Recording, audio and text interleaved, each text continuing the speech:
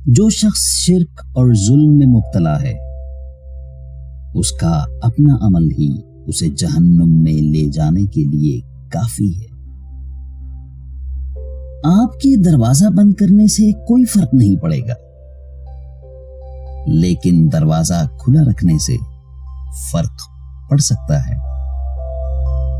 इसलिए हर वो मुसलमान जो नबी रहमत सल्लल्लाहु अलैहि वसल्लम से ताल्लुक का दावेदार है, उसे चाहिए कि हर एक के लिए दरवाजा खुला रखे।